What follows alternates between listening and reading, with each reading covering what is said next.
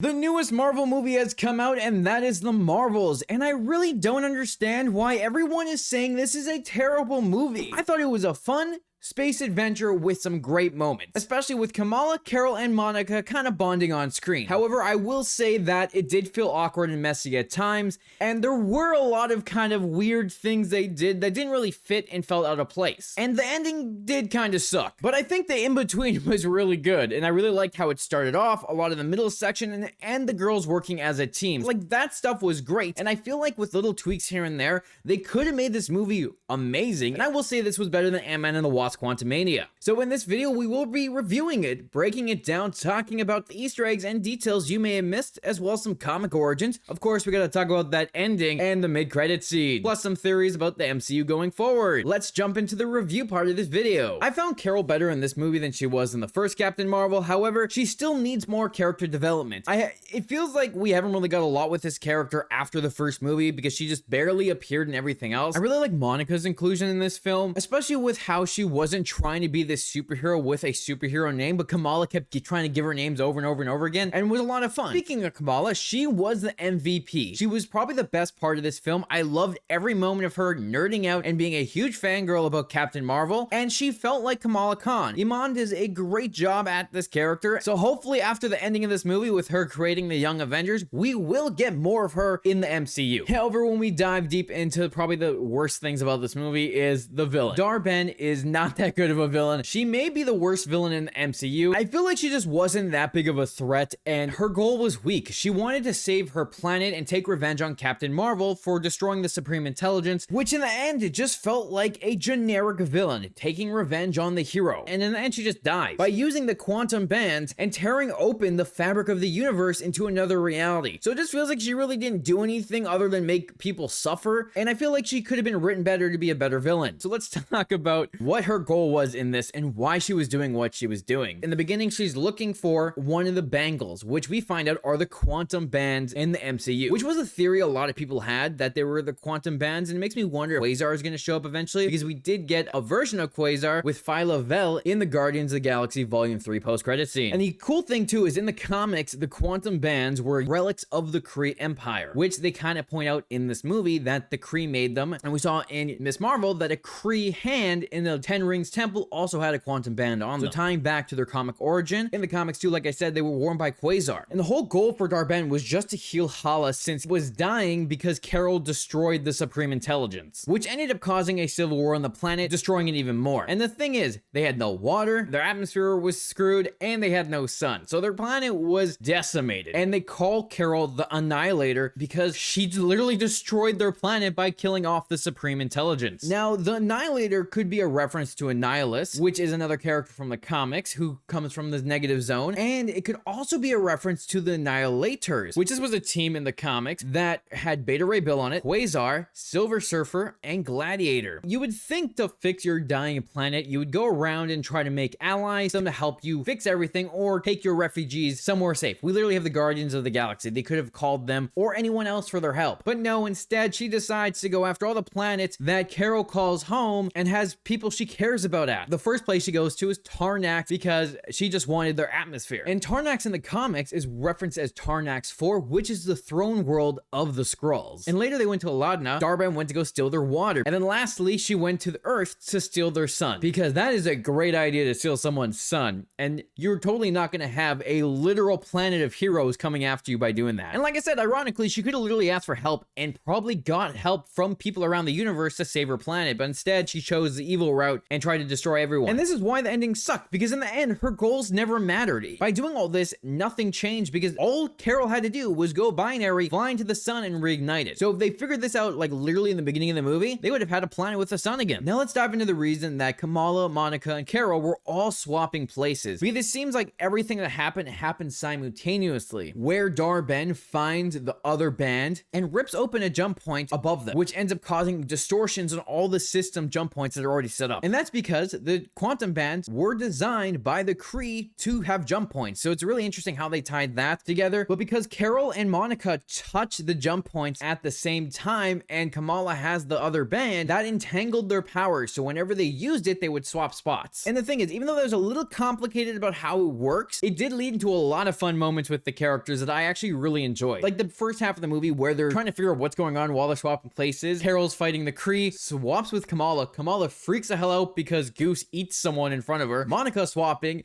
and just having this fun moment of them bringing the Kree into Kamala's house, fighting them in space, and them trying to figure out how to do all this while they're swapping places and trying not to die. And I just like all the moments during this where Kamala was freaking the hell out because she found out Carol was in her room. Just a lot of fun fangirl moments from Kamala throughout this entire movie. But after that final swap where Carol hits the ground and Monica and Kamala go into space, they eventually go to Tarnax. We get to see General Drogue. And we heard that name back in Secret Invasion when Talos was talking about all the Kree that came to Earth. He said there were some that didn't who were following General Drogue, and it seemed like he was setting up him to be a villain. But in this, he seems peaceful and just trying to make peace for his people. So maybe there's something else going behind all that, or they just kind of ditched that plot and just are ignoring it. And the Tarnax was kind of depressing because it was a big realization for Kamala. She learned that you can't always save everyone. As someone who's a new hero, it's a hard lesson for her to learn because they had to leave some of the Skrulls behind because there was not enough ships to get them off the planet before Dar-Ben destroyed it by sucking out all the atmosphere. However, that did lead into our first surprise cameo of the film if you didn't watch one of the trailers, and that was Valkyrie showing up as Captain Marvel's friend to take the Skrull refugees back to Earth to New Asgard. So I guess in the end, those Skrulls who didn't go to Earth ended up going to Earth anyways, and Gaia will probably help them out. During the scene, Valkyrie also mentioned an unintentional team up, which she's referencing Thor Ragnarok with Thor and Loki. Now, speaking of references, Monica referenced going through a witch hex to get her powers, which is a reference to WandaVision where she got her powers in the MCU. We also dove deep into Carol's memories again because as they're trying to figure out where Dar-Ben went, Kamala did see a star map. And because Kamala's never been to space before, she has no idea what it meant, which leads to Carol putting the device on everyone's heads and then Carol's memories taking over, making Monica relive her life with her mom and seeing her with Carol when they were younger and also seeing her younger self, which in the end, we also find out that Carol did go back to Earth. Maria Rambeau died, and that was after her cancer came back, while Monica had been blipped. During Avengers Endgame, we saw Carol with short hair. It's possible that after she came back to Earth to see Maria Rambeau, she cut off a bunch of her hair in solidarity with her friend who was going through chemo. And if that ends up being confirmed to be the case, I feel like that would add a lot to her character and showing how much she cared about Maria. Kamala also had a bunch of references that she dropped as well, and most of them were names for Monica because she didn't have a superhero name. So we got Nova, who we know, of course, is Nova, Richard Rider, or Sam Alexander. She mentioned Spectrum, which is one of Monica's aliases in the comics. She drops the name Vision, but then realizes, oh, that's already taken because we know a Vision. She says Professor Marvel, which could just be a little reference to either Professor Hulk or Professor X. She says Firefly, which is actually a Marvel supervillain. Nightlight, which was her name from her series before she became Miss Marvel. Dr. Marvel, which is probably Doctor Strange. Now, with that, let's jump into the next planet that they go to, and that's Aladna. And the fun part, too, is that she's married on this planet to this character named Yon. And in the comics, this is something from her run in 2014. Yon asked for her help to stop a ceremony by objecting. However, during the celebration, Marlowe appeared intending to defeat Lila in combat and marry Yon. Carol had a fight, won the battle, which in the comics she didn't end up marrying him because Tick, Carol's friend at the time,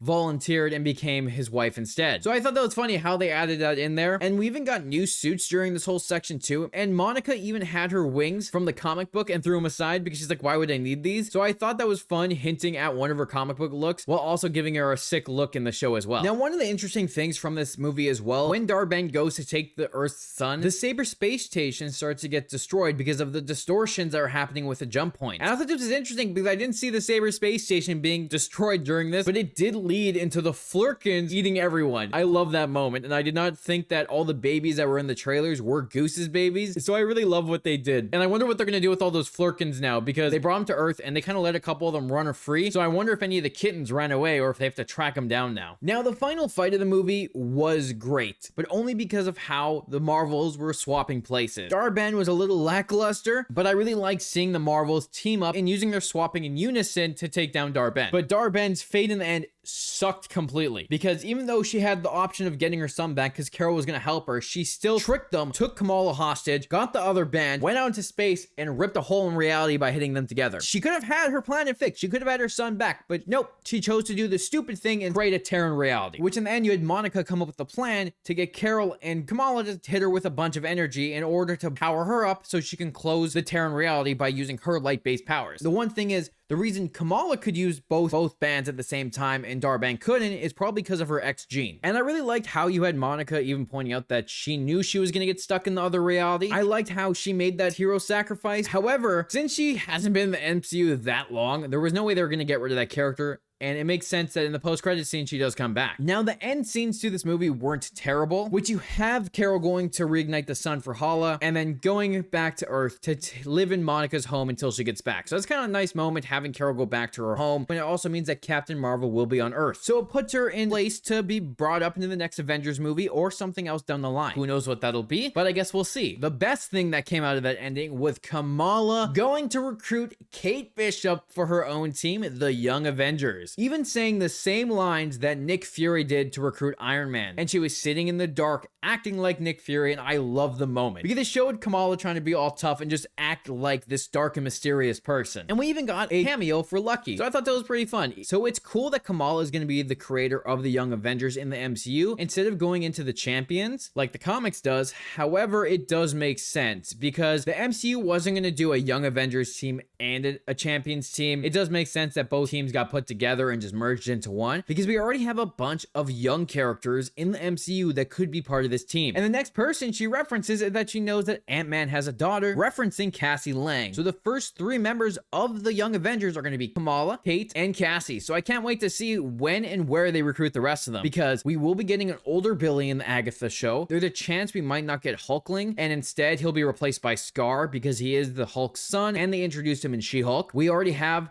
Eli Bradley. Now the question is, will he become the Patriot? Because we did see him in Falcon and the Winter Soldier, and if he returns in Captain America 4, maybe that's when he gets recruited as well. Ironheart might be replacing Iron Lad, because we already have her in the MCU, and she is a young hero who's about to have her own show, and we already have America Chavez. So we'll see when she appears next, and maybe she might be the last person to get recruited, because the other ones could show up in a post-credit scene soon enough. Which obviously this isn't the same as the comic version. Some of the characters are, some of them aren't. And I'm curious to see what they do and what characters get swapped out and which ones get placed in, because the Champions had some interesting characters as well, because both Ironheart and Miss Marvel were part of that team. Now, let's jump into the mid-credit scene breakdown, because that somehow chopped what was going on during this one. Because as we're in this multiverse saga, we dive deep into another universe, because Monica wakes up in an alternate universe looking at Maria Rambeau, even thinking it's her mom at first, until we realize that Beast is there and that she's in the X-Mansion. She is in the X-Men mansion, having yet another X-Men show up in the MCU. And this is the same actor playing Beast again from the original X-Men movies. He even name drops Charles. Now the thing is, this is not the same universe as those original X-Men movies, but these are the characters and their variants. So it's cool that we're getting them, and this is probably a lead into Deadpool 3, because Deadpool will be going around the multiverse on this road trip with Wolverine.